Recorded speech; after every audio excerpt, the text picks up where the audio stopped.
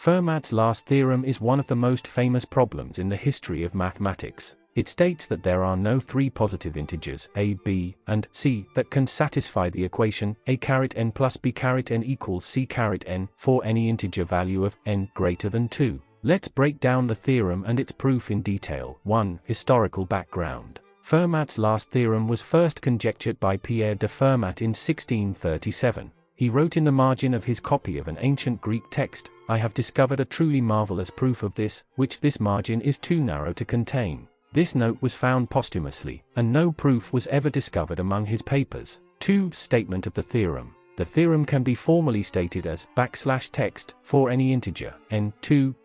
\text. There are no positive integers a, b, \text, and c \text such that a(n plus b(n) equals c(n). 3. Early attempts and partial results. For centuries, mathematicians tried to prove the theorem. Some progress was made for specific values of n case n equals 4. Fermat himself proved this case using the method of infinite descent. Case n equals 3. Euler proved this case in the 18th century. Case n equals 5. Dirichlet and Legendre independently proved this case in the early 19th century. For a connection to elliptic curves and modular forms. The breakthrough in proving Fermat's last theorem came from a surprising connection to elliptic curves and modular forms. This connection is encapsulated in the Taniyama-Shimura conjecture, now known as the modularity theorem, which posits that every elliptic curve is modular. 5. Andrew Wiles' proof. In 1994, British mathematician Andrew Wiles, with the help of his former student Richard Taylor, successfully proved Fermat's last theorem by proving a special case of the modularity theorem for semistable elliptic curves. Here are the key steps in Wiles' proof: 8 elliptic curves and Galois representations. Wiles studied elliptic curves and their associated Galois representations. He showed that certain properties of these representations could be used to link elliptic curves to modular forms. B. Ribet's theorem. Ken Ribet proved that if the modularity theorem is true for semistable elliptic curves, then Fermat's last theorem follows. This result is known as Ribet's theorem. C. Modularity lifting theorems. Wiles developed new techniques, known as modularity lifting theorems, to prove that a large class of elliptic curves are modular. These theorems were crucial in bridging the gap between elliptic curves and modular forms. D. Overcoming obstacles. During his work, Wiles encountered a significant obstacle in his proof. He spent over a year resolving this issue with the help of Richard Taylor. They introduced a new approach, which ultimately led to the completion of the proof. 6. In impact and significance. Wiles' proof of Fermat's last theorem was a monumental achievement in mathematics. It not only resolved a centuries-old problem but also advanced the field of number theory and the study of elliptic curves and modular forms. The techniques developed by Wiles have had far-reaching implications in various areas of mathematics. 7. Further reading and resources. For those interested in delving deeper into the subject, here are some recommended resources. Books. Fermat's Enigma by Simon Singh provides a detailed and accessible account of the history and proof of the theorem. Papers. Andrew Wiles' original papers on the proof are available in mathematical journals and provide a rigorous and technical explanation of his work. Fermat's last theorem remains a testament to the beauty and complexity of mathematics, illustrating how a simple statement can lead to profound and far-reaching discoveries. Andrew Wiles faced a significant obstacle in his proof of Fermat's last theorem, which he initially presented in 1993. This obstacle was related to a gap in his argument concerning the modularity of certain elliptic curves. Here's how he overcame it. 1. Identification of the problem. After presenting his proof, Wiles discovered that there was a flaw in his argument related to the horizontal Iwasawa theory. This issue was critical because it affected the core of his approach to proving the modularity of elliptic curves. 2. Collaboration with Richard Taylor. Wiles sought the help of his former student, Richard Taylor. Together, they worked intensively to find a way to fix the gap. Their collaboration was crucial in developing new ideas and approaches to tackle the problem. 3. Introduction of the Taylor-Wiles method. Wiles and Taylor introduced what is now known as the Taylor-Wiles method. This method involved sophisticated techniques in number theory and algebraic geometry, particularly focusing on the deformation theory of Galois representations. The key steps included deformation rings. They studied the deformation rings of Galois representations, which describe how these representations can be deformed in families. Patch argument. They used a patching argument to piece together local information about these deformations to obtain global results. Modularity lifting theorems. They developed new modularity lifting theorems, which allowed them to prove that certain Galois representations are modular. 4. Resolution of the flaw. By applying the Taylor-Wiles method, they were able to construct a proof that avoided the original gap. This new approach provided the necessary link between elliptic curves and modular forms, thereby completing the proof of the modularity theorem for semistable elliptic curves. 5. Publication and validation. In 1994, Wiles and Taylor published their revised proof in a series of papers. The mathematical community rigorously reviewed these papers, and the proof was validated. This work not only resolved Fermat's last theorem but also introduced powerful new techniques that have had a lasting impact on number theory. 6. Recognition and awards. For his monumental achievement, Andrew Wiles received numerous accolades, including the Abel Prize in 2016. His proof is celebrated as one of the greatest accomplishments in the history of mathematics. Wiles' perseverance and innovative approach to overcoming the obstacle in his proof are a testament to the depth and creativity required in mathematical research. Semistable elliptic curves are a specific class of elliptic curves that play a crucial role in number theory and algebraic geometry, particularly in the context of the proof of Fermat's last theorem. Let's delve into the details. 1. Definition. An elliptic curve is a smooth, projective algebraic curve of genus 1, with a given point defined over a field. Formally, an elliptic curve, E, over a field, K, can be given by an equation of the form y2 equals x3 plus x plus b, where A and B are elements of K, and the discriminant, \delta equals -16, for A3 plus 27 B2 \next 0. 2. Reduction of elliptic curves. When considering elliptic curves over the rational numbers, \math q, we often study their behavior modulo a prime p.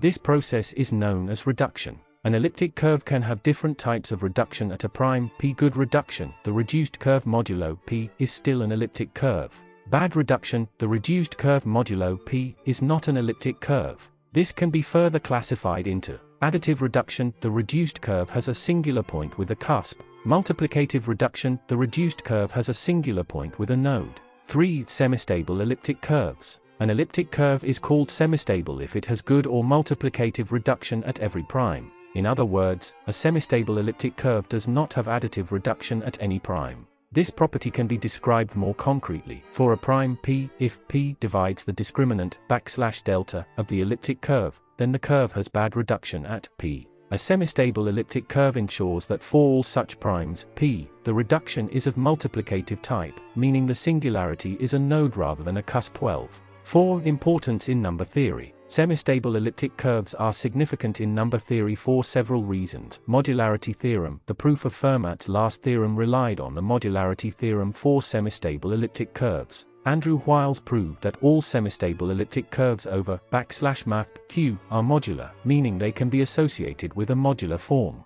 Galois representations. Semistable elliptic curves have well-behaved Galois representations, which are crucial in the study of the arithmetic properties of elliptic curves. 5. Examples and further reading. To explore semistable elliptic curves further, consider the following resources: books, Elliptic Curves, Number Theory and Cryptography by Lawrence C. Washington provides a comprehensive introduction to elliptic curves, including semistable ones. Research papers. Andrew Wiles' original papers on the proof of Fermat's last theorem and the modularity theorem offer detailed insights into the role of semistable elliptic curves. Semistable elliptic curves are a fascinating area of study, bridging deep concepts in algebraic geometry and number theory. Let's consider an example of a semistable elliptic curve over the rational numbers \math q. Example: the elliptic curve y2 plus y equals x3 x. This elliptic curve is given by the equation y2 plus y equals x3 x. 1. Discriminant and conductor.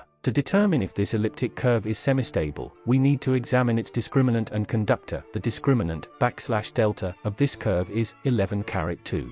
The conductor n of this curve is 11. 2. Reduction types. Next, we analyze the reduction of the curve at various primes. Good reduction. For primes p\nec 11, the curve has good reduction. This means that the reduced curve modulo p remains an elliptic curve without singularities. Multiplicative reduction. At p equals 11, the curve has multiplicative reduction. This type of reduction indicates that the reduced curve has a node, a type of singularity, but not a cusp. Since the curve has good or multiplicative reduction at all primes, it is classified as semistable. Verification of semistability. To verify semistability, we check that the curve does not have additive reduction at any prime. In this case, for p equals 11, the reduction is multiplicative, confirming that the curve is semistable. Importance of the example. This specific elliptic curve, y2 plus y equals x3, x, is a classic example used in number theory and algebraic geometry. It illustrates the properties of semistable elliptic curves and their behavior under reduction at various primes. Further exploration. For those interested in exploring more about elliptic curves, including semistable ones, consider the following resources: books. The Arithmetic of Elliptic Curves by Joseph H. Silverman provides an in-depth study of elliptic curves, including their reduction types and properties. Online resources, websites like Wolfram Math World and the LMFDB, L Functions and Modular Forms database, offer detailed information and examples of elliptic curves. Nodes and cusps are types of singularities that can occur in the reduction of elliptic curves at a prime. These singularities help classify the type of bad reduction an elliptic curve experiences. Let's explore these concepts in detail. 1. Good reduction. Before diving into nodes and cusps, it's important to understand good reduction. An elliptic curve, E, over a field, K, has good reduction at a prime, P, if the reduced curve modulo, P, is still an elliptic curve, meaning it remains smooth and non-singular. 2. Bad reduction. If the reduced curve modulo P is singular, the elliptic curve, E, is said to have bad reduction at P. Bad reduction can be further classified into two types: multiplicative reduction and additive reduction. 3. Nodes. Multiplicative reduction. A node is a type of singularity where the curve intersects itself at a single point, forming a crossing. This type of singularity indicates multiplicative reduction. In this case, the reduced curve has a node, and the singularity can be resolved by a process called blowing up. The key characteristics of a node are: the curve locally looks like two intersecting lines. The singularity is mild and can be resolved easily. Example of a node. Consider the curve given by y2 equals x3 plus x2. At x equals 0, the curve has a node. 4. Cusps. Additive reduction. A cusp is a more severe type of singularity where the curve has a pointed end, resembling a cusp. This type of singularity indicates additive reduction. In this case, the reduced curve has a cusp, and the singularity is more complicated to resolve. The key characteristics of a cusp are: the curve locally looks like a single point with a tangent that touches the curve at that point. The singularity is more severe compared to a node. Example of a cusp. Consider the curve given by y2 equals x3. At x equals 0, the curve has a cusp. 5. A visual representation. To visualize these singularities: node, imagine two lines crossing each other at a point. Cusp, imagine a curve that comes to a sharp point, like the tip of a cone. 6. Significance in elliptic curves. The type of singularity, node or cusp, determines the nature of the bad reduction. Multiplicative reduction: node, the curve retains some structure, and the singularity can be resolved relatively easily. Additive reduction: cusp, the curve loses more structure, and the singularity is more complex to handle. Further reading. For more detailed information on nodes and cusps in elliptic curve reduction, consider the following resources. Books. The Arithmetic of Elliptic Curves by Joseph H. Silverman provides an in-depth discussion on the reduction of elliptic curves. Online resources, websites like Planet Math and Purdue University's Math Department offer explanations and visualizations of these concepts. Theorem is a significant result in number theory that played a crucial role in the proof of Fermat's last theorem. Let's explore it in detail. 1. Background and context. Ribet's theorem, also known as the epsilon conjecture or conjecture, was proposed by Jean-Pierre Serre and proven by Ken Ribet in 1986. The theorem establishes a critical link between modular forms and elliptic curves, specifically focusing on the properties of Galois representations associated with these objects. 2. Statement of Ribet's theorem. Ribet's theorem states that if a certain type of elliptic curve, known as a free curve, is modular, then it implies the non-existence of non-trivial solutions to Fermat's equation 4n2. Formally, it can be stated as \text if the Taniyama-Shimura conjecture, now modularity theorem, holds for all semistable elliptic curves, then Fermat's last theorem is true. 3. Free curve and its properties. The free curve is an elliptic curve constructed from a hypothetical solution to Fermat's equation, a⁻n plus b⁻n equals c⁻n. Specifically, for integers a, b, and c that satisfy Fermat's equation, the free curve is given by y2 equals xx, a x plus b n. This curve has special properties that make it useful in linking Fermat's last theorem to modular forms. For a connection to the modularity theorem, the modularity theorem, formerly the Taniyama-Shimura conjecture, posits that every elliptic curve over \math q is modular, meaning it can be associated with a modular form. Ribet's theorem shows that if the modularity theorem holds four semistable elliptic curves, then the free curve must also be modular. 5. Implications for Fermat's last theorem. Ribet's theorem implies that if the free curve is modular, then there can be no non-trivial solutions to Fermat's equation for n2. This is because the properties of modular forms and Galois representations associated with the free curve would lead to a contradiction if such solutions existed.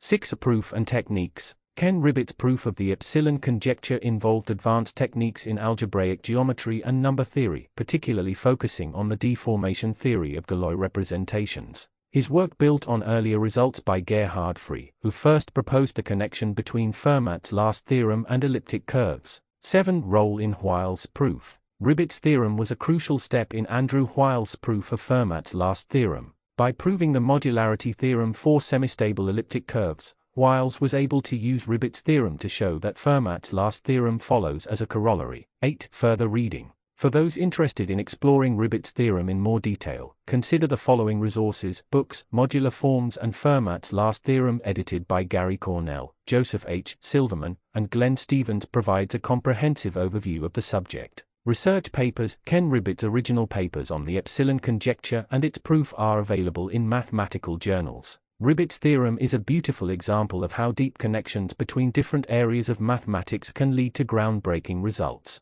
The Taniyama-Shimura conjecture, now known as the modularity theorem, is a profound result in number theory that connects elliptic curves and modular forms. Let's explore it in detail. 1. Historical background. The conjecture was proposed in the 1950s by Japanese mathematicians Yutaka Taniyama and Goro Shimura. Andrew Wiles later contributed to its development, leading to its alternative name, the Taniyama-Shimura conjecture. 2. Statement of the conjecture. The conjecture states that \text every elliptic curve over the rational numbers \math q \text is modular. In more technical terms, this means that for every elliptic curve E defined over \math q, there exists a modular form f such that the L series of E matches the L series of f. This relationship can be expressed as L E S equals L F S 3. Elliptic curves and modular forms. Elliptic curves, these are smooth, projective algebraic curves of genus 1, with a specified point.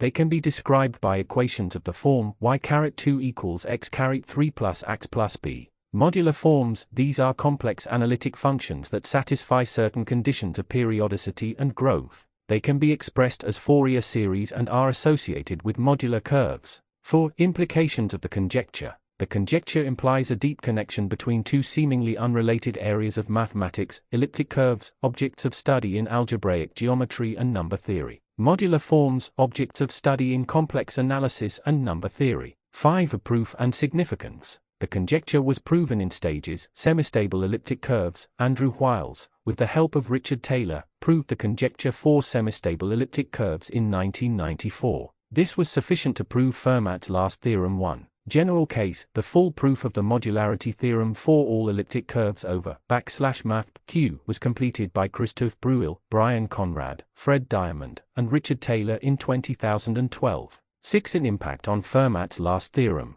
The proof of the Taniyama-Shimura conjecture for semistable elliptic curves directly led to the proof of Fermat's last theorem. This connection was established through the work of Gerhard Frey, Jean-Pierre Serre, and Ken Ribet. Frey suggested that a hypothetical solution to Fermat's equation could be used to construct an elliptic curve with unusual properties. Ribet's theorem. Ribet proved that if the free curve is modular, then Fermat's last theorem follows. 7. Further reading. For those interested in exploring the modularity theorem in more detail, consider the following resources: books, Modular Forms and Fermat's Last Theorem, edited by Gary Cornell, Joseph H. Silverman, and Glenn Stevens. Research papers. The original papers by Andrew Wiles and the subsequent work by Breuil, Conrad, Diamond, and Taylor. The Taniyama-Shimura conjecture is a cornerstone of modern number theory, illustrating the deep and unexpected connections between different areas of mathematics. Andrew Wiles' proof of the Taniyama-Shimura conjecture for semistable elliptic curves, which was crucial for proving Fermat's last theorem, is a remarkable achievement in mathematics. Here's a detailed explanation of how he accomplished this. 1. Background and strategy. Wiles aimed to prove that every semistable elliptic curve over \math q is modular. This means that for any such elliptic curve, E, there exists a modular form, F, such that the L series of E matches the L series of F. The strategy involved several key components. Galois representations. Wiles studied the Galois representations associated with elliptic curves and modular forms. Deformation theory. He used deformation theory to understand how these representations can be deformed in families. Modularity lifting theorems. Wiles developed new theorems to lift modularity from simpler cases to more complex ones. 2. Galois representations. Elliptic curves and modular forms can be associated with Galois representations, which are homomorphisms from the absolute Galois group of \math q to a matrix group. Wiles focused on two types of Galois representations: two-dimensional representations, associated with elliptic curves. Modular forms. These also give rise to two-dimensional Galois representations. 3. Deformation theory. Wiles used deformation theory to study how Galois representations can be deformed. This involves understanding how a given representation can be varied continuously within a family of representations. The key idea was to show that if a certain Galois representation is modular, then small deformations of it are also modular. For modularity lifting theorems. Wiles developed modularity lifting theorems, which allowed him to prove that if a Galois representation associated with an elliptic curve is modular in a simpler case, then it remains modular in more complex cases. These theorems were crucial for extending modularity from known cases to new ones. 5. Overcoming obstacles. During his work, Wiles encountered a significant obstacle related to the horizontal Iwasawa theory. This issue threatened the entire proof. To overcome this, Wiles collaborated with Richard Taylor, and together they introduced the Taylor-Wiles method. This method involved patch argument. They used a patching argument to piece together local information about deformations to obtain global results. Innovative techniques. They introduced new techniques in algebraic geometry and number theory to resolve the issue. 6. Completion and validation. Wiles and Taylor's revised proof was published in 1995. The mathematical community rigorously reviewed the proof, and it was validated. This work confirmed the modularity of semistable elliptic curves, thereby proving Fermat's last theorem. 7. Impact and legacy. Wiles' proof not only resolved a centuries-old problem but also introduced powerful new techniques that have had a lasting impact on number theory and algebraic geometry. His work is celebrated as one of the greatest achievements in mathematics. Further reading. For those interested in exploring Wiles' proof in more detail, consider the following resources. Books. Fermat's Enigma by Simon Singh provides an accessible account of the history and proof of Fermat's last theorem. Research papers. Andrew Wiles' original papers on the proof are available in mathematical journals and provide a rigorous explanation of his work. Wiles' proof is a testament to the depth and creativity required in mathematical research. Fermat's last theorem is one of the most famous and long-standing problems in the history of mathematics. Its creation and the journey to its proof span over 3 centuries, involving numerous mathematicians and significant developments in number theory. Let's explore its creation and the subsequent efforts to prove it in detail. 1. Pierre de Fermat and the conjecture. 8. Pierre de Fermat. Pierre de Fermat was a French lawyer and amateur mathematician who lived in the 17th century. He made significant contributions to number theory, calculus, and probability. Fermat is often considered one of the founders of modern number theory. The marginal note. In 1637, Fermat wrote a note in the margin of his copy of the ancient Greek text Arithmetica by Diophantus. The note stated, "I have discovered a truly marvelous proof of this proposition which this margin is too narrow to contain." The proposition Fermat referred to is now known as Fermat's last theorem \text. For any integer n2 \text, there are no positive integers a, b \text, and c \text, such that a(n plus b(n) equals c(n). 2. Early attempts and partial results. Specific cases. For centuries, mathematicians attempted to prove Fermat's last theorem. Some progress was made for specific values of n case, n equals 4. Fermat himself proved this case using the method of infinite descent. Case n equals 3 Euler proved this case in the 18th century. Case n equals 5 Dirichlet and Legendre independently proved this case in the early 19th century. B. General approach. Despite these partial results, a general proof for all n2 remained elusive. The theorem became one of the most famous unsolved problems in mathematics, inspiring generations of mathematicians. 3. Connection to elliptic curves and modular forms. A. Elliptic curves. Elliptic curves are smooth, projective algebraic curves of genus 1, with a specified point. They can be described by equations of the form y2 equals x3 plus x plus b. Modular forms. Modular forms are complex analytic functions that satisfy certain conditions of periodicity and growth. They can be expressed as Fourier series and are associated with modular curves. See Taniyama-Shimura conjecture. In the 1950s, Japanese mathematicians Yutaka Taniyama and Goro Shimura proposed a conjecture, later refined by Andrew Wiles, that linked elliptic curves and modular forms. The conjecture, known as the Taniyama-Shimura conjecture, posited that every elliptic curve over \math q is modular. 4. Ribet's theorem. A free curve. In the 1980s, Gerhard Free suggested that a hypothetical solution to Fermat's equation could be used to construct an elliptic curve with unusual properties, known as the free curve. y2 equals xx, a x plus b n. Beat Ribet's proof. Ken Ribet proved that if the Taniyama-Shimura conjecture holds 4 semistable elliptic curves, then the free curve must be modular. This result, known as Ribet's theorem, implied that proving the Taniyama-Shimura conjecture 4 semistable elliptic curves would also prove Fermat's last theorem 1. 5. Andrew Wiles proof. A. Initial work. Andrew Wiles, a British mathematician, dedicated several years to proving the Taniyama-Shimura conjecture 4 semistable elliptic curves. He worked in secrecy, driven by the desire to solve Fermat's last theorem. B. Galois representations and deformation theory. Wiles' approach involved studying Galois representations associated with elliptic curves and modular forms. He used deformation theory to understand how these representations could be deformed in families. See modularity lifting theorems. Wiles developed modularity lifting theorems, which allowed him to extend modularity from known cases to new ones. These theorems were crucial for proving the modularity of semistable elliptic curves. D. Overcoming obstacles. Wiles encountered a significant obstacle related to the horizontal Iwasawa theory. He collaborated with Richard Taylor to resolve this issue, introducing the Taylor-Wiles method. This method involved sophisticated techniques in algebraic geometry and number theory. E. Completion and validation.